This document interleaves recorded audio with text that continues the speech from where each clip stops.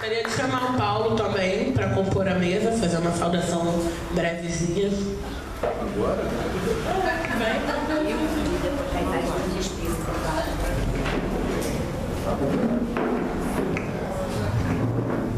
Depois reclamo que eu falo demais.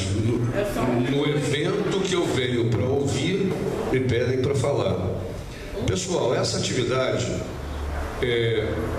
faz parte de uma intenção do nosso partido de aprofundar as relações que a militância do partido tem nos vários campos de luta que a gente atua. Educação é um deles, saúde é outra, mobilidade é outra, meio ambiente é outra. Faz parte da necessidade que o partido tem de estreitar as relações com o movimento social vivo da nossa cidade, com as articulações com o Estado e, em alguns casos, com o país, na discussão de temas que são caros, que na nossa visão, na visão partidária, nós não temos uma educação pública que nós gostaríamos de ter, assim como não temos uma saúde pública que gostaríamos de ter, não temos uma mobilidade urbana que garanta deslocamentos democráticos de qualquer ponto da cidade para qualquer outro ponto da cidade, impondo, em especial à classe trabalhadora, um ônus enorme no ir e vir da casa para o trabalho. Enfim, nós temos cidades, e Niterói não foge à regra, nós temos falado isso em todas as nossas intervenções, não só através da candidatura majoritária, mas também dos companheiros que compõem a nossa bancada na Câmara. Nós temos uma cidade voltada exclusivamente para os negócios e para a realização de lucros. Não é à toa que, em particular na educação, o Rodrigo vai aprofundar, a Marta já iniciou, na educação em particular, nós tivemos durante muito tempo, e ainda continua no atual governo do Rodrigo, em especial, uma educação pautada e orientada pelos interesses daqueles que têm na cidade a educação como mercadoria e negócio. No meu primeiro mandato, em 2001, uma das primeiras intervenções, Conde Bittencourt era presidente, e atualmente é colega do Flávio na Alerj. Uma das primeiras intervenções, para provocá-lo, eu disse que no governo nosso, na época eu ainda era do PT, um tubarão do ensino jamais seria secretário de educação. E ele ousou fazer uma parte perguntando por que a discriminação. E eu, com maior tranquilidade, repeti o que todos nós repetimos. Quem vive e enriquece às custas de educação jamais vai querer uma escola pública de qualidade e que não seja apenas uma escola que atenda a pobreza ou a parte mais pobre da cidade. Nós queremos uma escola, ela custa mais caro por conta desse sonho, desse desejo, mas nós queremos uma escola que não seja ela própria propulsora ou incentivadora de apartheid social. O melhor caminho para você criar uma sociedade igualitária, justa, com solidariedade entre os adultos, é uma escola em que você tenha solidariedade entre as crianças, não pela quantidade de dinheiro que ela tem no bolso, e sim pela qualidade individual que a convivência social no ambiente escolar propicia. É essa a discussão que a gente quer fazer. Significa que nos próximos anos nós teremos ou conseguiremos bancar orçamentariamente a educação pública que nós queremos? Não obrigatoriamente, mas nós queremos anunciar e sermos cobrados por essa intenção de tornar a escola pública de Niterói mais democrática. É esse o sentido desse encontro. Gostaria também de anunciar a presença do nosso pré-candidato Flávio Serafini, convidá-lo para fazer uma saudação também.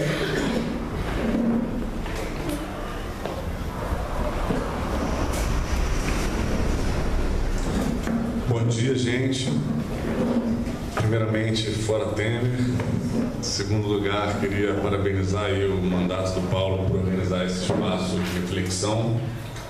A gente vive num país que ainda hoje é um dos mais desiguais do mundo. E, sem dúvida nenhuma, a gente nas últimas décadas conseguiu uma vitória que foi conseguir colocar mais de 90% das crianças em sala de aula. Mas isso ainda não significou a democratização do acesso ao conhecimento de fato, porque as condições dessas escolas são muito diferentes, porque uma parcela das crianças ainda está fora da escola. E aqui em Niterói, a gente assiste de forma muito dramática uma história muito longa, ele está sendo aprofundada de forma brilhante aqui pela mesa, já começou, onde a educação pública sempre serviu para deixar uma reserva de mercado para a educação privada. Sempre foi uma rede que esteve entre as menores do Brasil proporcionalmente, e continua sendo, porque por diferentes mecanismos a gente continua vivendo quase com um jogo de soma zero, onde a prefeitura aumentou um pouco a sua rede, mas o Estado abandonou os primeiros anos do ensino fundamental e vem também diminuindo dos segundos. Agora a gente tem uma expansão da rede na educação infantil municipal, mas a gente também tem a redução das vagas nas unidades conveniadas. Então, na prática, o ensino público gratuito, ele está há décadas numa promessa que vai se expandindo e não se expande.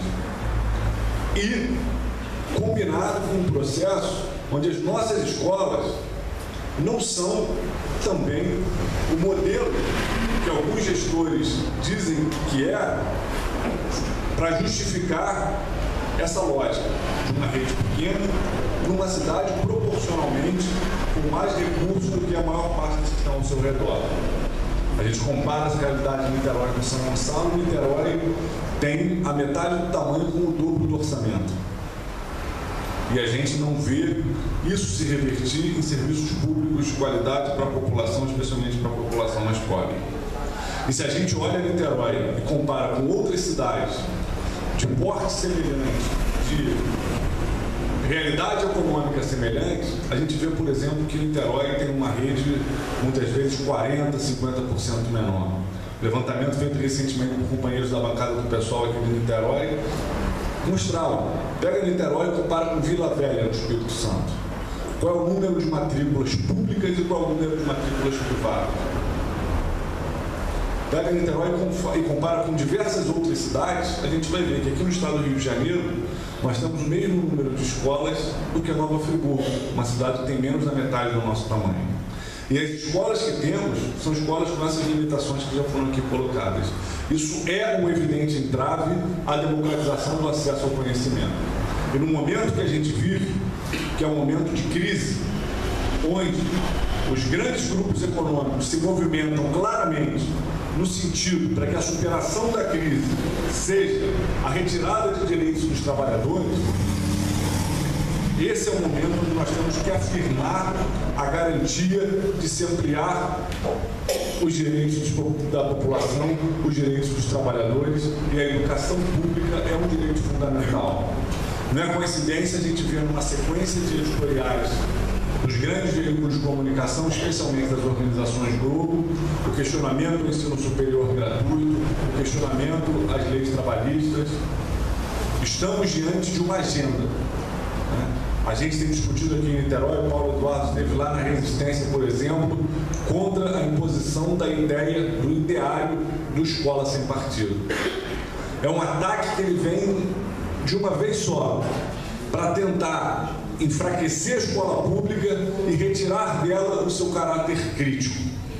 É tirar direitos e tentar domesticar ainda mais a população trabalhadora. Nós estamos do outro lado. Estamos tentando construir um processo coletivo, um projeto onde afirmemos direitos, onde avancemos na democratização do acesso ao conhecimento, onde despertemos a crítica e a voz de transformação da realidade. Então, mais uma vez, parabéns às companheiras e companheiros que estão aqui nos brindando com essa reflexão. Parabéns ao mandato do Paulo, que organizou essa reflexão, e vamos nos preparar ainda mais, porque a luta vive momentos de encrudecimento e a gente tem que estar preparado para os embates que virão. Parabéns. Obrigada, Flávio. Chamar mais uma pessoa para fazer uma saudação, que é o Diogo Oliveira, diretor do CEP Núcleo Niterói. Vai ter assembleia daqui a pouquinho, ali em frente ao Liceu. Do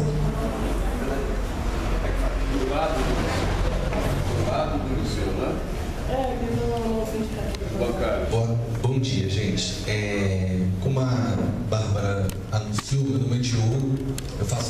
direção colegiada do CEP aqui em Niterói. Também faço parte do movimento por uma alternativa independente socialista, que surgiu aí no panorama da esquerda brasileira recentemente, batalhando pela unificação dos socialistas e dos revolucionários nas lutas e nas eleições do nosso país. Pedir para a Bárbara e para os companheiros a oportunidade de poder falar, porque daqui a pouquinho, meio-dia, na verdade vai se concentrar no Liceu a saída dos profissionais de educação da rede estadual, que faremos hoje uma nova Assembleia Geral, pós-greve, que se encerrou essa semana, mas tem debates muito importantes a serem feitos, por exemplo, o replanejamento do ano letivo após 147 dias de greve, de bastante lutas que, inclusive, uma boa parte delas continuarão de outra maneira, como, por exemplo, a luta pela democratização da escola a partir da conquista das eleições diretas para a direção das escolas da rede estadual após 20 anos sem poder fazê-lo, né? Mas eu sou professor da rede estadual, mas quis o destino que na minha militância se misturasse com as lutas e os destinos da rede municipal de Niterói. Fiz o concurso recente, me classifiquei, mas pelo número reduzidíssimo de vagas previstas, a perspectiva de fazer parte da rede como profissional ainda está colocada para o futuro, mas eu tive a felicidade de fazer parte já desde antes de ingressar na rede, por parte das lutas da cidade, na educação, por ser do coletivo do sindicato. Duas contribuições que eu queria trazer, porque infelizmente eu não vou poder fazer parte da melhor parte do debate, que é na abertura para as falas e para a discussão com os colegas que estão no plenário. Mas a gente vem acumulando nas lutas da educação em Niterói. Eu fiz parte do coletivo que está tentando sistematizar essas batalhas recentes. São duas questões que a Marta, o Paulo e o Flávio já trouxeram, mas que é sempre importante a gente ressaltar. A gente tem uma educação municipal em Niterói profundamente privatizada, né? Isso se expressa não só pelo número de vagas distribuídas na rede privada em relação à rede pública, mas também na forma de gerir, né, e de contratar projetos pedagógicos da própria rede pública já há alguns anos, uma lógica privatista já bastante avançada, uma rede que também maltrata as pessoas em vários sentidos, né? Ela, pelo menos 1/5 da categoria já passou ou passa por algum problema de saúde em função das suas condições de trabalho, em especial os funcionários administrativos, mas não somente eles, o magistério tem sofrido aí, inclusive com as doenças da mente, que dizem muito sobre a sociedade em que a gente vive, né? Não valoriza os seus profissionais. O que nós alcançamos de valorização foi às custas de muita luta, e a luta sempre tem consequência para os nossos corpos e para as nossas mentes, por maior que sejam as conquistas, e também que houve muito pouco democrática, não só na relação com os seus profissionais, mas também com os seus alunos. Acho que a insubordinação dos alunos na rede estadual, as ocupações, trouxeram para a gente uma lição e uma reflexão sobre o quanto a escola é democrática na relação com seus alunos, também na rede pública municipal, né? E as saídas que a gente sempre discute, a gente tem formulado umas 5 questões para o debate, né? De que a escola pública municipal e a sua rede, ela precisa de mais pessoas, né? De mais autonomia, ela é profundamente gerida por uma gestão extremamente personalista que tem se configurado nos últimos anos. Os secretários de educação se comportam como os reis da rede pública municipal e vendem essa relação de imperial para a sua carreira política. Precisa de mais tempo, de mais espaço e também de mais, obviamente, de mais recursos, né? Apesar do orçamento em relação às outras redes se destacar, ele ainda está aquém das necessidades de uma educação que nós sonhamos. Então são essas provocações que eu queria fazer parte do seu melhor desenvolvimento, mas queria já adiantar como uma contribuição para as lutas aí da nossa cidade, para os companheiros que estão fazendo esse debate, que farão conosco a batalha, não só na luta direta, mas também nas eleições. Obrigado, gente. Desculpa pelo tempo. Obrigada, Diogo.